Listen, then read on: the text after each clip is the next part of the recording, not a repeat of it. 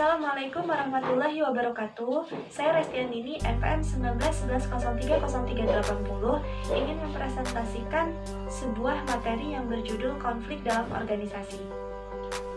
Banyak pendapat mengemukakan bahwa kemajuan yang kita lihat adalah hasil dari adanya perbedaan pandangan di antara berbagai pihak.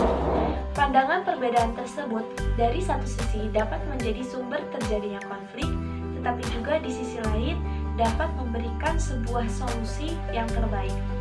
Untuk menghindari perbedaan yang menimbulkan konflik, maka perlu adanya kemampuan pihak untuk berinteraksi untuk melakukan negosiasi.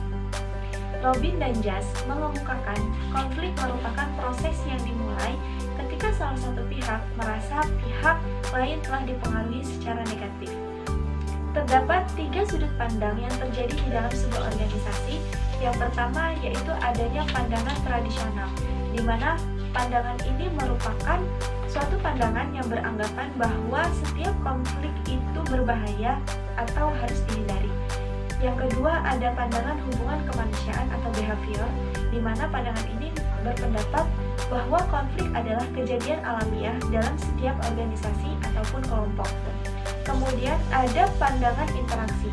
Pandangan ini mendorong munculnya konflik dengan dasar pemikiran bahwa semua kelompok yang harmonis, tenang, damai, dan kooperatif menjadi startit serta tidak dianggap terhadap perubahan inovasi.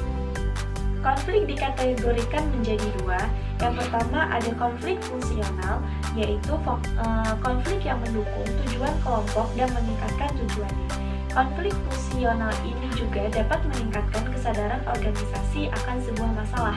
Yang kedua ada konflik disfungsional, di mana konflik ini merupakan konflik yang menghambat kinerja secara spesifik. Konflik yang menguntungkan seringkali berubah menjadi konflik yang berbahaya.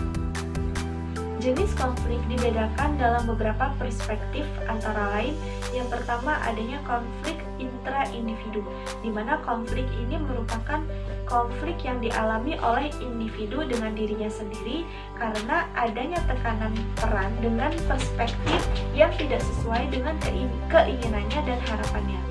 Kemudian ada konflik antar individu, di mana konflik ini merupakan konflik yang terjadi pada kelompok yang berbeda.